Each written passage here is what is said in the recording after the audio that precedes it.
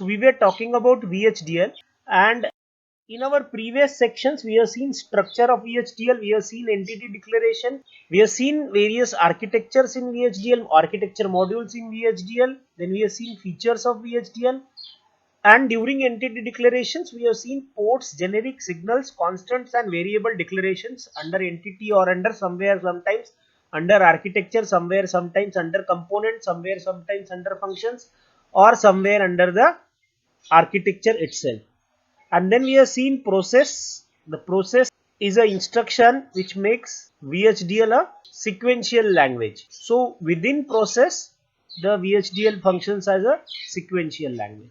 And then we have seen a hierarchical layout, and in that we have taken how we have made a full adder by using 3 steps. The first step was we have defined OR gate, then we have defined half adder. In half adder we have further defined AND gate and XOR gate. This is the way we made a.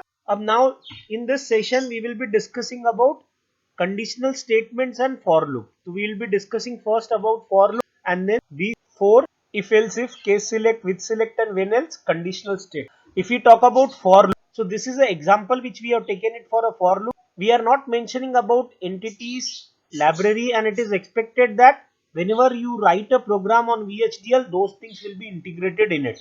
So we will be just discussing about a loop.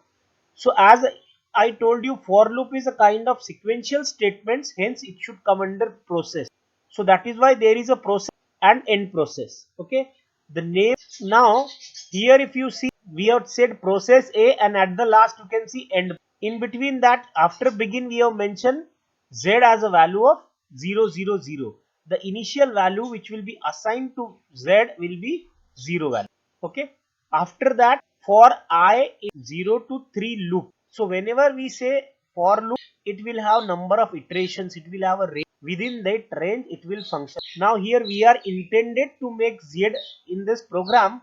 We want Z to turn the every bit of Z will be turning to 1 after a signal at A. So whenever there is a change in value of A, okay. So now what happens here? The first value will be assigned Z ko, it will be 0, 0, 0. For I into 0 to 3 loop, if A is I, then Zi is equal to 1. So if there, whenever there is change in A, so the ith bit will become 1. So initially if it is 0, the first bit will become 1. So Z will become 0 from 0 to 1. In next step it will become 2. In next step it will become 4, 0, 1, 0, 0.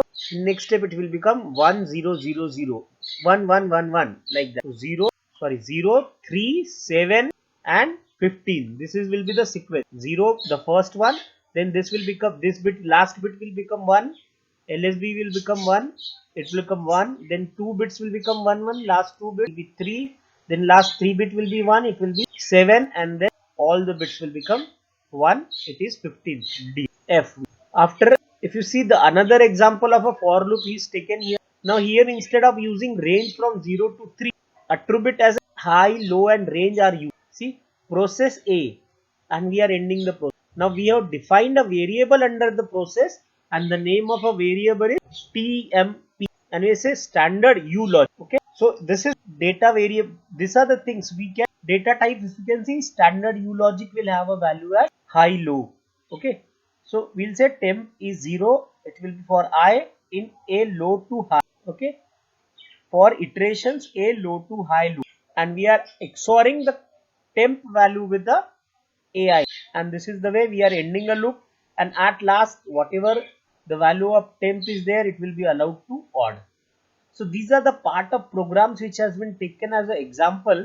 Got it? So this is if else if loop. This is program which we are making on our practical, which we are making in our practical architecture mux begin, then the process. The process has variables as A, B, C, D, S0 and S1. If S0 is 0 and S1 is 0, then Z will be assigned with value A. Z will be assigned with value A. Now if you can see here, he must have defined A, B, C, D as a bit or standard logic, and S0, S1 as well. He is not defining anywhere a vector. So A, B, C, D will be the input, Z will be the output, and S0, S1 will be two separate select line. We are not defining it as a vector in this particular example. So if, then, else if, then, else if condition, then, or last may you can see we have just mentioned else. So the next nature of this if else if programming will be like this: if then, else if then, else if then, until now last it will be only having else, and we are ending the if loop. If conditional statement, actually it is not a loop. Loop is for only for the for loop. बाकी इसमें these are conditional statements. If this is the situation, then the things will be like.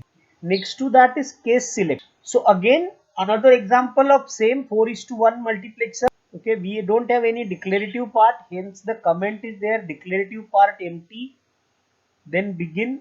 Now we are naming the process in this example. We are naming the process as PMUX.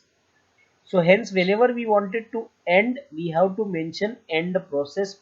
Now the inputs are A1, A2, A3 and A4. Inputs are A1, A2, A3 and A4. And output is B. Output is B. If you can see that here we are defining cell, SEL, select lines, as a vector, as a bus. So we have defined it as a vector having two bits in it. So we'll begin, we'll say case. This is case select example. Case, and depending on cell, SEL, cell. Depending on cell, case is when 00 A1 will be assigned to B, when 01 B will be assigned, A2 will be assigned to B, 10 when other, A4 will be assigned. End case, end process. So you may use this program even there in our practical. Practice के लिए बोला था ना कि you can write down in a various way. You can even check out with this program as.